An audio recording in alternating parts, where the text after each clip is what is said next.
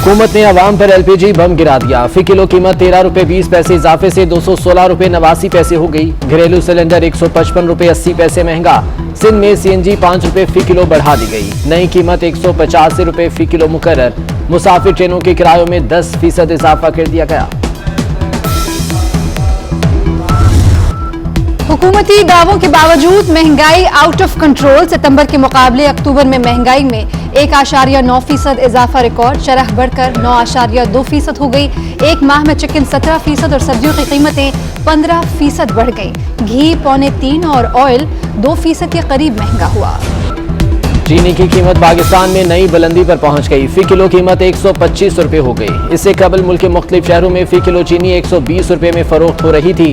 Wholesale grocers ने चीनी 140 रुपए तक होने का खदशा जाहिर कर दिया। कराची में आटा 84 रुपए फी किलो में फरोख्त होने लगा।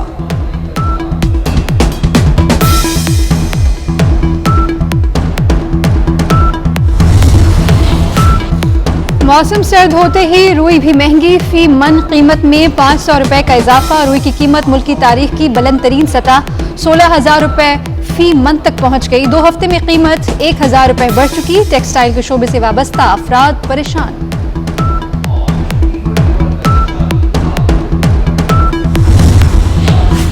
महंगाई आलमी मसला है, आलमी कीमतें हमारे बस में नहीं। मुशीर खजाना शौकत तरीन ने हाथ खड़े कर दिए। कहते हैं महंगाई पर काबू पाने के लिए टारगेटेड सब्सिडी दे रहे हैं।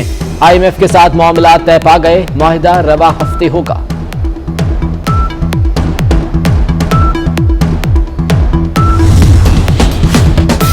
आम आदमी की सवारी मजीद महंगी। होंडा मोटरसाइकिल की कीमतों में 4 से 5,000 रुपए तक का इजाफा। 70cc मोटरसाइकिल 94,900 रुपए की हो गई। होंडा 125 स्पेशल एडिशनल मोटरसाइकिल 5,000 इजाफे से 1,82,000 रुपए की कर दी गई।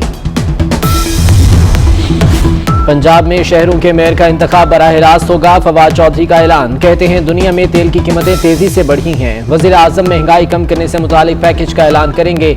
1 करोड़ आबादी को बराह रास्त रिलीफ दिया जाएगा।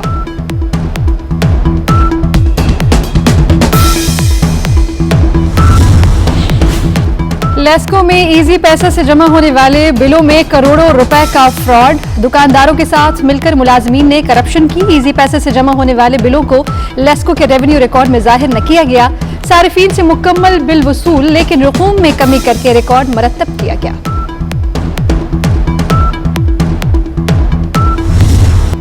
तहरीक लब्बैक का धरना जीटी रोड से खुले ग्राउंड में मुंतकिल। वजीराबाद में जीटी रोड खुल गया। वजीराबाद से गुजरांवाला और सियालकोट के लिए ट्रैफिक बहाल।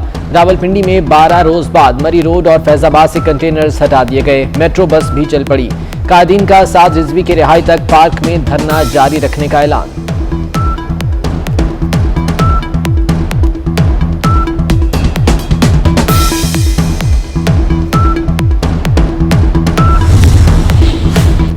गिरफ्तार कायदीन और कारकुनान की रिहाई कैसे होगी? हुकूमत और मजहबी जमात की स्टीयरिंग कमेटी का इजलास। वजीर कानून पंजाब, वफाकी सेक्रेटरी दाखिला और दीगर हुकाम शरीक हुए। गिरफ्तार कारकुनान के मुकदमात से मुतालिक कानूनी ऑप्शंस पर गौर। नैब का एक और तरमीमी ऑर्डिनेंस आ गया। चेयरमैन नैब को हटाने के इख्तियार सुप्रीम जुडिशल काउंसिल से वापस ले लिया गया। सिर्फ सदर मुमलिकत ही हटा सकेंगे। धोखाधड़ी और फ्रॉड के केसेस वापस नैब के सुपुर्द। 6 अक्टूबर से पहले के फ्रॉड मुकदमात नैब सुन सकेगा। आपकी क़यादत में पीपल्स पार्टी दोबारा पीडीएम का हिस्सा बन सकती है? पीडीएम एक बाकायदा एक प्लेटफॉर्म है, वही मजाज है ऐसे फैसले करने के लिए। अलबत्ता पार्लियामान में अपना, चाहे वो पीपल्स पार्टी है चाहे एएनपी है, मेरा उनसे राब्ता वहाँ पर रहता है और उनकी मेहरबानी है कि पार्लियामान में वो पूरी तरह वो तावन करते हैं। अपोजिशन लीडर शहबाज शरीफ का पीपल्स पार्टी की दोबारा पीडीएम में शमूलियत का इंदिया। बोले सियासत में मफाहमत हो सकती है, पीडीएम ही पीपल्स पार्टी की शमूलियत का फैसला करेगी।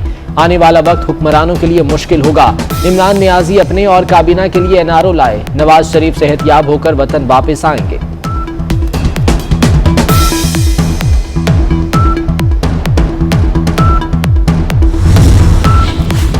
मौलाना फजलुर रहमान ने पीडीएम का सरबराही इजलास 11 नवंबर को बुला लिया। लॉन्ग मार्च और दीगर मामलात पर अहम फैसले होंगे। मियां नवाज शरीफ वीडियो लिंक के जरिए शरीक होंगे। ऐसे बैकडोर से नहीं आने के हमें नहीं आना होता। इंशाल्लाह ताला इस मुल्क के लोग हमें वो पूरी जिम्मेदारी देंगे पाकिस्तान पीपल्स पार्टी को। ये हवाओं के रुख जो है ना बिल्कुल बदल चुके हैं और ये बदले हैं। पीटीआई के लोग अपनी जमानतें जब्त कराएंगे। वजीर आजम के लिए आइडियल जॉब जो है वो पाकिस्तान क्रिकेट बोर्ड की चीफ एग्जीक्यूटिव बनना है। हवाओं का रुख तब्दील, अब पीटीआई वालों की जमानतें जब्त होंगी, बैकडोर से नहीं आएंगे। वज़ीर आला सिंध मुराद अली शाह कहते हैं हर बात की जिम्मेदारी हम पर डाली जाती है, विफाक भी हमारे हवाले कर दें। हमारी हुकूमत आई तो इमरान खान को क्रिकेट बोर्ड में रखेंगे।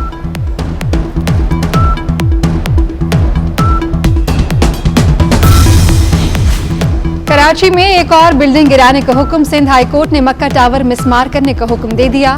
सब गैर कानूनी बिल्डिंग्स गिराना पड़ेंगी। जस्टिस जफर अहमद राजपूत के रिमार्क्स। बिल्डिंग की तामीर के जिम्मेदार अफसरान के खिलाफ कार्रवाई का हुक्म।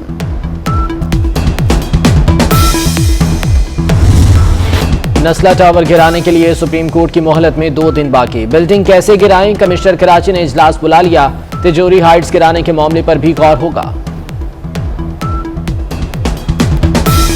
हमको मारो, हमको जिंदा मत छोड़ो सालो। हम कोई मंदिर का घंटा है कि कोई भी आके बजा जाता है। नीचे से चक्कर तेरा है यार, लास्ट और क्या सेकंड। न्यूजीलैंड के हाथों भारत की दुर्गत के बाद मीम्स का तूफान। किसी का घर पर रहें महफूज रहें कहकर तंज, तो किसी ने चाय के साथ 20 का हिंसा जोड़कर अभिनंदन की तस्वीर लगा दी। किसी ने लिखा न्यूजीलैंड ने सिक्योरिटी की गलत खबर का बदला ले लिया।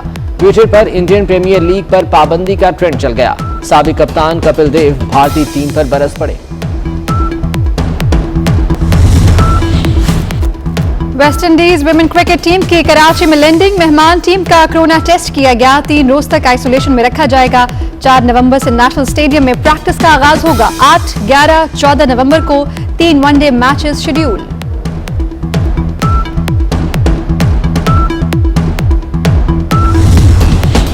सहाफियों के कत्ल के खिलाफ कायम आलमी अदालत कल से हॉलैंड में समाअत करेगी। अफराद की बजाय हुकूमतों के खिलाफ कानूनी कार्रवाई का पहला मौका। नोबेल इनाम याफ्ता सहाफी मारिया रेसा फिलिपाइन की हुकूमत के खिलाफ बतौर गवाह पेश होंगी।